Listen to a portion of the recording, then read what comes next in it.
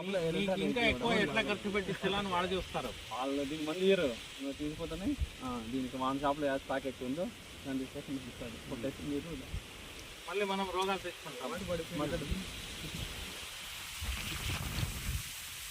ఈరోజు కదిరిపత్తలపల్లి చెందినటువంటి ఒక మిత్రుడు రైతు రఘునాథ్ రెడ్డి అదేవిధంగా కంప్లైంట్ కలవడం జరిగింది. వీళ్ళు ఈ యొక్క కొర్ర పంటను గత 2 సంవత్సరాలుగా చేస్తున్నారు. ఇక్కడ పంట కారణంగా వీళ్ళు వేయడం కారణంగా చుట్టుపక్కల వాళ్ళు కూడా వీళ్ళని చూసి వేస్తున్నారు.